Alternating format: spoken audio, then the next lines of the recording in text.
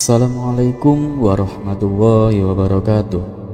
Semoga kebaikan selalu terlimpah untuk kita semua. Amin ya rabbal alamin. Pada suatu hari, Baginda Raja mengundang Abu Nawas ke istana. Baginda Raja mendengar kabar bahwa Abu Nawas pandai memasak dan ingin membuktikannya sendiri. "Wahai Abu Nawas, apa benar seperti yang dikatakan orang-orang?" tanya Baginda Raja. "Perkataan tentang apa, Paduka?" balas Abu Nawas. "Mereka bilang kamu ini pandai memasak," jelas Baginda Raja. "Oh, soal itu. Iya benar, Paduka. Memangnya kenapa, Paduka?" tanya Abu Nawas. "Tidak apa-apa, aku hanya penasaran. Maukah kamu memasakkan hidangan untukku?" pinta Baginda Raja. "Tentu, Paduka yang mulia. Paduka pasti akan ketagihan," ujar Abu Nawas dengan penuh percaya diri. Baginda Raja pun menyuruh pelayan istana menyiapkan segala keperluan memasak. Dengan penuh semangat, Abu Nawas mulai bekerja.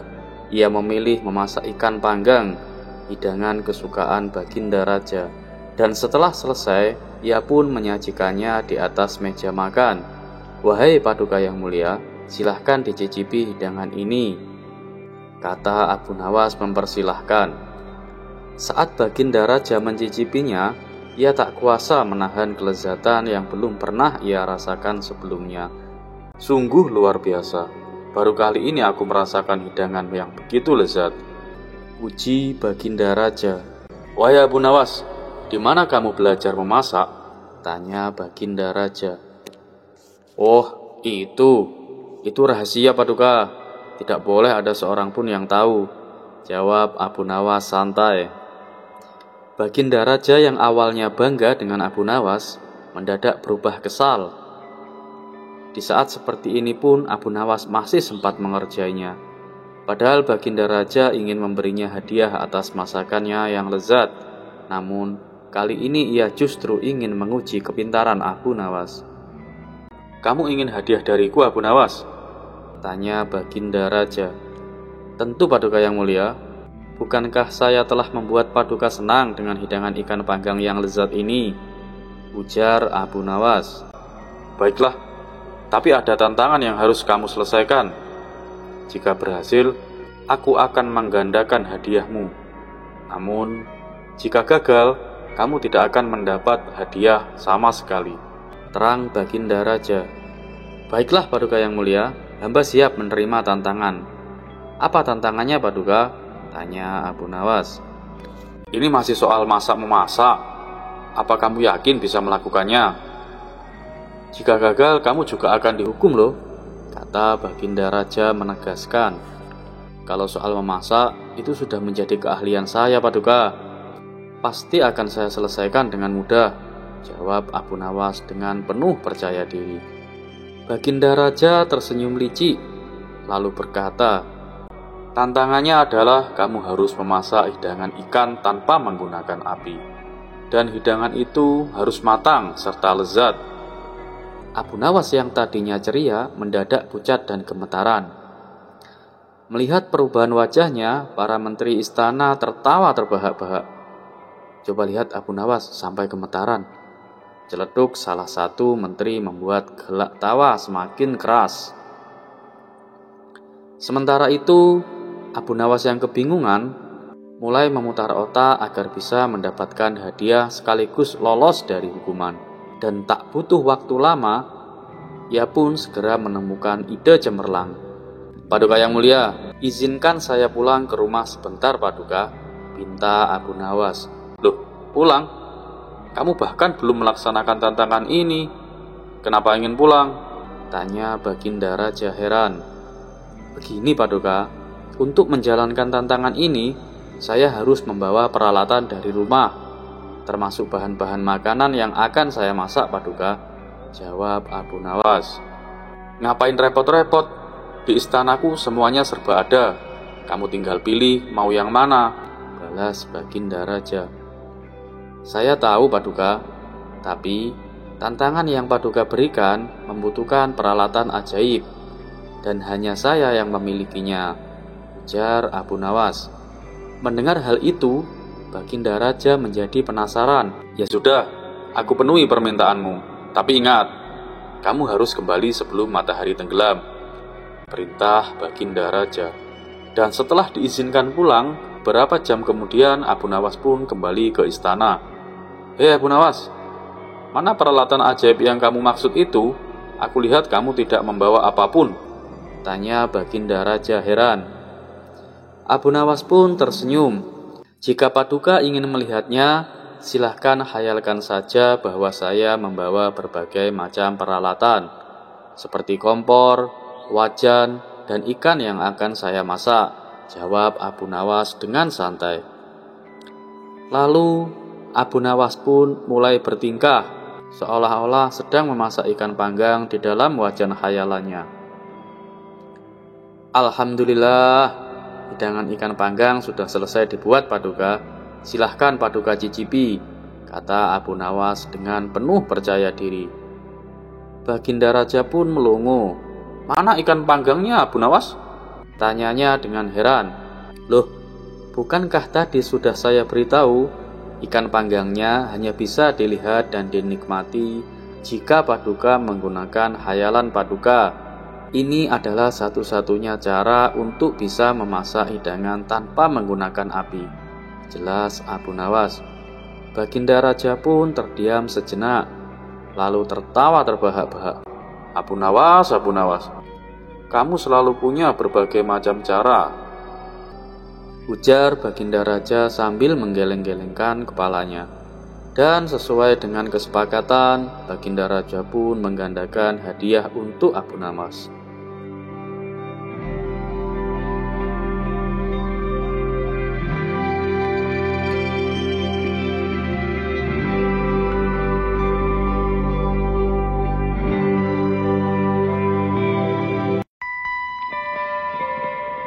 Bulan Ramadan baru saja tiba dan suasana di kota pun menjadi lebih tenang.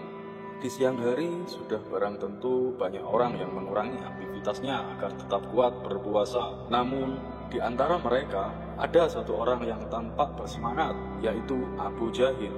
Ia datang berlari-lari kecil menuju rumah Abu Nawas sambil tersenyum lebar. Abu Nawas, aku menemukan cara terbaik untuk beribadah di bulan puasa. Abu Nawas yang sedang duduk santai di depan rumahnya hanya mengangkat alis. Oh, cara apa itu Abu Jahil? Nah, dengar ya, aku tuh baru saja mendengar sebuah hadis yang mengatakan bahwa tidur di bulan Ramadan itu berpahala, Abu Nawas, katanya dengan penuh semangat. Jadi aku akan tidur sepanjang hari agar aku mendapat pahala sebanyak-banyaknya. Abu Nawas pun tertawa kecil. Oh, ya itu benar. Tidurnya orang puasa itu bisa menjadi ibadah. Tapi apakah kamu yakin dengan rencanamu itu? Tentu saja, bayangkan, aku bisa tidur sejak sahur sampai maghrib. Aku tidak akan merasa lapar, tidak akan marah-marah, dan yang paling penting, aku tidak akan melakukan dosa apapun. Bukankah itu ide cemerlang, Abu Nawas? Abu Nawas pun mengusap janggutnya dan mengangguk-angguk. Memang terdengar menarik sih. Baiklah, aku ingin melihat bagaimana hasilnya. Kamu coba saja tidur sepanjang hari. Mendengar persetujuan Abu Nawas, Abu Jahil pun langsung pulang dengan hati yang riang. Keesokan harinya, sejak selesai sahur, ia langsung merebahkan diri dan tidur. Ia bangun sebentar untuk sholat subuh, lalu kembali tidur. Begitu terus hingga azan maghrib berkumandang. Dan malamnya ia pun datang lagi untuk menemui Abu Nawas dengan wajah yang penuh kemenangan. Abu Nawas, rencanaku berhasil. Aku tidur sepanjang hari dan sekarang aku merasa segar. Aku juga tidak merasa lapar sedikit pun, Abu Nawas. Abu Nawas pun tersenyum tipis. Wah, bagus dong. Jadi kamu akan melakukannya ini selama bulan Ramadan? Oh, tentu saja. Aku kan tidak perlu repot-repot merasa lapar dan haus. Abu Nawas pun mengangguk. Baiklah, mari kita lihat dalam beberapa hari ke depan. Hari demi hari pun berlalu. Abu Jahil tetap menjalankan strateginya. Tidur sepanjang hari dan hanya bangun saat berbuka dan sahur. Tapi setelah 1 minggu, ia pun kembali menemui Abu Nawas dengan wajah yang sedikit kusut. Abu Nawas, aku merasa ada yang tidak beres, katanya lesu. Abu Nawas pun tersenyum. Apa yang terjadi, Abu Jahil? Iya sih, aku memang tidak merasa lapar. Tapi, aku juga merasa tidak mendapatkan apa-apa dari bulan Ramadan. Tidak ada kebahagiaan, tidak juga bersemangat. Aku hanya merasa kosong, Abu Nawas. Abu Nawas pun tertawa kecil. Akhirnya kamu menyadarinya. Tidur memang bisa menjadi ibadah. Tetapi jika kamu hanya tidur, kamu itu melewatkan banyak hal, Abu Jahil. Ramadan itu bukan hanya tentang menahan lapar dan haus, tetapi juga tentang meningkatkan ibadah, membaca Al-Quran, bersedekah, dan membantu sesama. Jika kamu hanya tidur, apa bedanya Ramadan dengan bulan lainnya? Abu Jahil pun terdiam. Tapi, bukankah aku juga tidak melakukan dosa? Oh iya, tidak melakukan dosa itu memang baik. Tapi, tidak melakukan kebaikan juga bukan hal yang baik, kata Abu Nawas. Kebaikan di bulan Ramadan itu dilipat gandakan pahalanya, Abu Jahil. Bukankah lebih baik kita mengisi waktu dengan ibadah, membantu orang lain, dan melakukan hal-hal yang bermanfaat? Abu Jahil pun menggaruk kepalanya. Jadi maksudmu aku harus tetap bangun dan beribadah? Abu Nawas pun mengangguk. Tidurlah secukupnya, tapi jangan jadikan tidur itu sebagai alasan untuk melewatkan kesempatan berbuat baik di bulan Ramadan yang penuh berkah ini, Abu Jahil. Dan akhirnya Abu Jahil pun sadar. Sejak hari itu ia tidak lagi tidur sepanjang hari. Ia mulai membaca Al-Quran, sholat dengan lebih khusyuk, dan bahkan mulai membantu orang-orang miskin di sekitarnya. Dan ketika Ramadan hampir berakhir, ia kembali menemui Abu Nawas dengan wajah yang lebih cerah. Abu Nawas, aku merasa lebih bahagia sekarang. Ramadan kali ini, aku merasa lebih berarti. Abu Nawas pun tersenyum puas. Itulah semangat Ramadan yang sesungguhnya, Abu Jahil. Bukan hanya tidur, tetapi juga berbuat baik dan meningkatkan ibadah. Dan sejak saat itulah Abu Jahil tidak pernah lagi mencoba tidur sepanjang Ramadan. Ia akhirnya mengerti bahwa Ramadan bukan hanya tentang menahan lapar dan haus, tetapi juga tentang memperbanyak amal dan kebaikan. Kisah selanjutnya. Ternyata sebelum Abu Nawas menikah, ia adalah seorang pengembara. Dan dalam pengembaranya itu, Abu Nawas mendapatkan pengalaman spiritual yang sangat epik. Berikut ini kisah lengkapnya. Suatu hari, dalam perjalanan panjangnya, Abu Nawas mendapati sebuah kuil yang berdiri di tengah-tengah padang pasir. Karena penasaran, ia pun mendekati kuil tersebut. Tampaklah seorang rahib yang sedang duduk bersila, bermeditasi dengan sangat khusyuk. Abu Nawas kemudian berkata, "Permisi Tuan, bolehkah saya numpang istirahat sebentar?" Sang rahib membuka mata dan mempersilahkannya. Lalu ia bertanya, "Anda siapa? Dari mana? Dan mau kemana?" Abu Nawas pun menjawab, "Aku seorang musafir yang sedang dalam pengembaraan, Tuan." Kemudian sang rahib menyuguhkan minuman untuknya. Setelah Abu Nawas meminumnya, mereka mulai berbincang. "Sebagai seorang pengembara, seharusnya kamu sudah memiliki pengalaman spiritual yang luar biasa. Bukankah begitu?" tanya sang rahib. "Benarkah?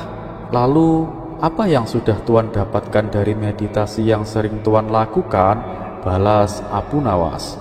Sang rahib tersenyum dan menjawab, "Aku telah mendapatkan kekuatan spiritual yang tidak dimiliki oleh orang lain." "Wah, luar biasa. Kekuatan apa saja yang sudah Tuan dapatkan?"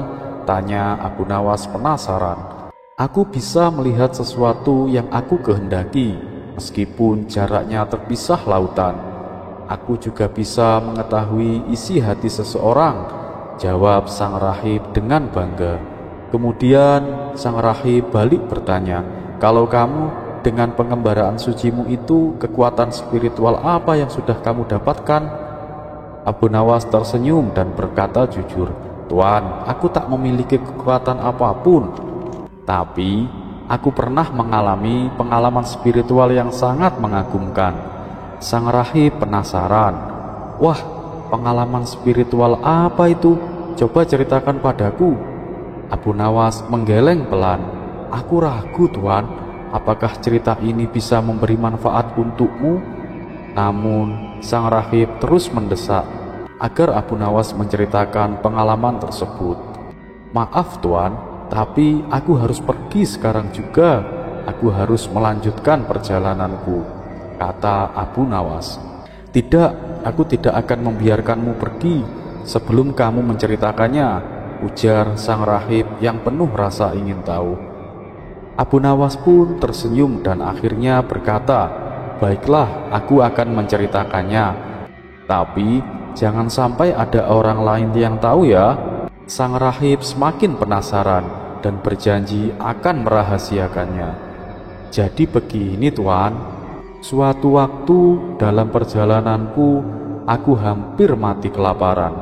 Saat itu aku sudah 6 hari tidak makan. Rasa laparku sudah tak tertahankan. Lalu ketika aku menyusuri tepian pantai, aku menemukan seekor ikan yang lumayan besar.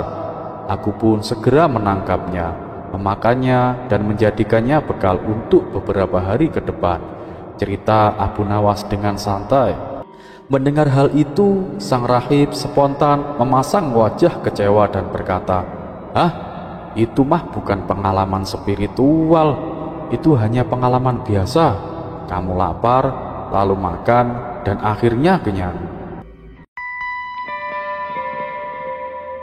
Terlepas dari kisah ini adalah cerita fiksi atau kenyataan, karena hikmah adalah barang hilang seorang muslim.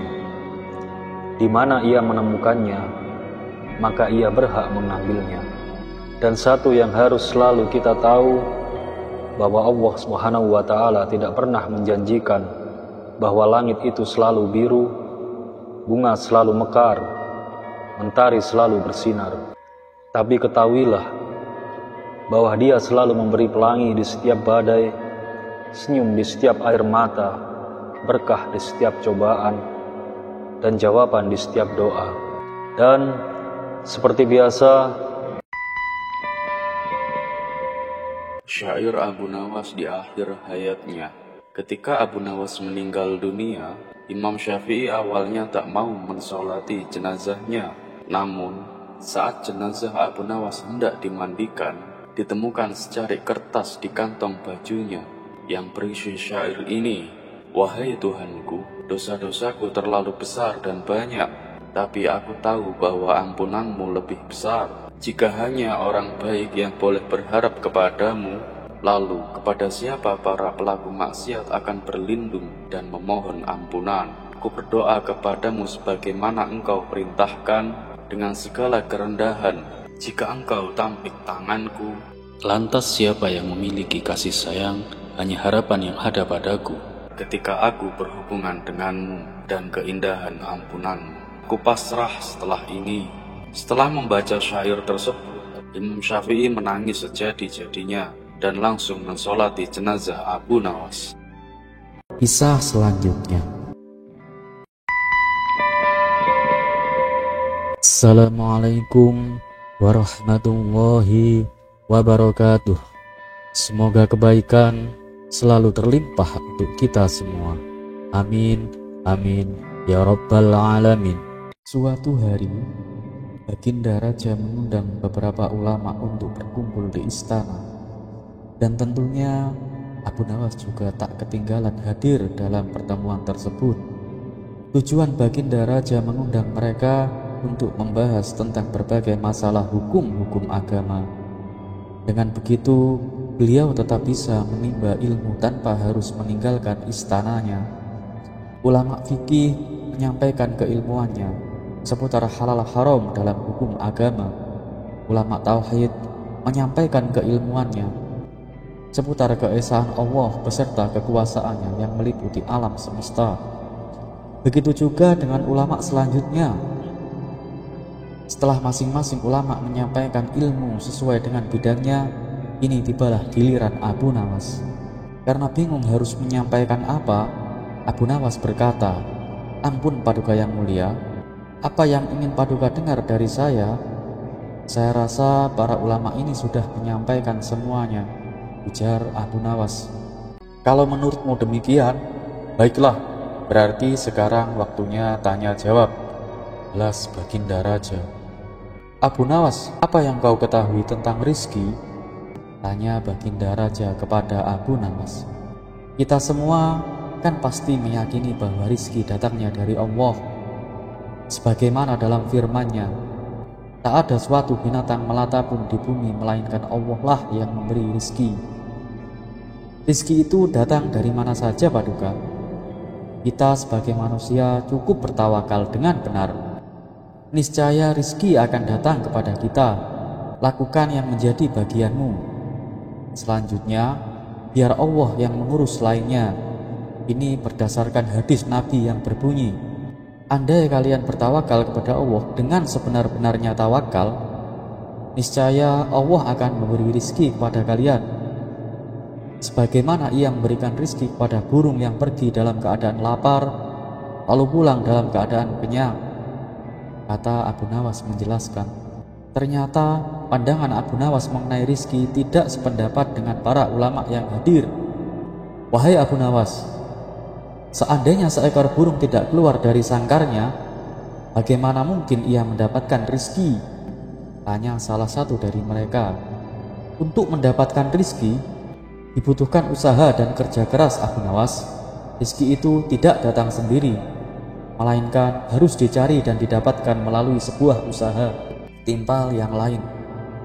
Tapi Abu Nawas bersikukuh dengan pendapatnya, sehingga terjadilah sedikit perdebatan di antara mereka. Tak ingin debat berkepanjangan, Abu Nawas lalu berkata, gini saja, besok kita kumpul lagi di sini dan buktikan pendapat kalian di hadapan Paduka Raja. Para ulama ini pun sepakat dengan tawaran Abu Nawas. Abu Nawas dan para ulama kemudian pamit kepada Baginda Raja. Setelah berpamitan kepada Baginda Raja, Abu Nawas pun segera pulang ke rumahnya, sebab ia harus mengajar murid-muridnya. Sementara para ulama ini sibuk mencari cara untuk membuktikan pendapat mereka, hingga pada akhirnya saat mereka berjalan pulang menyusuri sebuah desa, mereka melihat penduduk setempat sedang memanen buah kurma. Kemudian terbesitlah niatan para ulama untuk membantu warga. Setelah selesai dengan pekerjaannya, para ulama ini mendapat imbalan beberapa ikat buah kurma dari warga setempat. Mereka senang bukan main. Para ulama ini senang bukan karena mendapatkan kurma, tetapi karena memiliki alasan untuk menyampaikan kepada Abu Nawas dan Baginda Raja bahwa pendapat mereka tentang rizki adalah benar. Kita mendapatkan buah kurma karena kita berusaha dan bekerja keras, sedangkan Abu Nawas hanya diam di rumah. Mana mungkin dia mendapatkan kurma? Ini menunjukkan bahwa rizki bisa didapatkan bila mencari dengan bekerja. Jadi pendapat kita sudah benar. Besok kita bawa ke istana sebagai buktinya. Kita tunjukkan kepada Abu Nawas dan kepada Baginda Raja, kata salah satu ulama kepada kawan-kawannya. Maka pada keesokan harinya, ulama ini datang ke istana. Sesampainya di sana, ternyata sudah ada Abu Nawas duduk di hadapan Baginda. Melihat para ulama sudah datang, Baginda Raja segera menyambut mereka. Kemarilah, silahkan duduk tuan-tuan, sambut Baginda Raja. Mereka pun lalu duduk bersebelahan dengan Abu Nawas. Sesuai dengan janji kami membawakan bukti atas pendapat kami. Kami rasa pendapat Abu Nawas kurang tepat, Paduka. Justru pendapat kamilah yang lebih tepat. Mendengar hal itu, Baginda Raja pun bertanya, memangnya bukti apa yang kalian bawa? Coba perlihatkan padaku. Para ulama ini segera menunjukkan beberapa ikat kurma dan meletakkannya di hadapan Abu Nawas dan Baginda Raja. Ampun Paduka, buah kurma ini kami dapatkan karena kemarin kami bekerja membantu warga panen kurma. Jadi, mengenai pendapat Abu Nawas yang mengatakan seseorang cukup bertawakal dengan benar, nanti rizki akan datang sendiri, kami rasa pendapat tersebut kurang tepat, Paduka. Pendapat kamilah yang lebih tepat, karena rizki itu harus dicari. Seandainya kami tidak bekerja membantu warga, kurma ini tentu tidak akan sampai di tangan kami. Sedangkan Abu Nawas kemarin hanya berdiam diri di rumah. Apakah Abu Nawas mendapatkan kurma seperti kami? Tentu saja tidak, Paduka. Karena kemarin Abu Nawas tidak bekerja, kata mereka menjelaskan. Yang kalian katakan itu benar sekali. Saya sependapat dengan kalian, sahut Baginda Raja. Bagaimana denganmu, Abu Nawas? Apakah kamu masih membantahnya? Tanya Baginda Raja kepada Abu Nawas. Mendengar hal itu, Abu Nawas hanya tersenyum, seraya mengambil kurma dan mencicipi. Kemudian ia pun berkata, kemarin aku memang hanya di rumah seharian, karena aku harus mengerjakan tugasku sebagai guru, yaitu mengajar murid-muridku tentang ilmu agama. Dan hari ini saat kalian bercerita tentang kurma, tiba-tiba saya menjadi kepingin. Dan alhamdulillah, kalian datang bukan hanya membawa ceritanya saja, tapi juga membawa serta buah kurmanya untukku. Bukankah ini juga bagian dari rizki yang datang tanpa sebab? Seperti yang saya ucapkan dulu, Paduka, cukup dengan tawakal yang benar kepada Allah, niscaya Allah akan memberikan rizki. Lakukan yang menjadi tugasmu, selanjutnya biarlah Allah yang mengurus lainnya. Dan saya melakukan tugasku sebagai guru, lalu Allah mengirimkan kalian membawakan kurma untukku. Ucap Abu Nawas tak mau kalah. Mendengar penjelasan Abu Nawas, mereka pun langsung tertawa satu sama lain. Kamu memang cerdik, Abu Nawas, puji Baginda Raja. Sementara para ulama ini meskipun berbeda pendapat, mereka tak saling menyalahkan dan membenarkan pendapatnya sendiri. Dan begitulah indahnya Islam, apabila bisa saling menghormati perbedaan pendapat.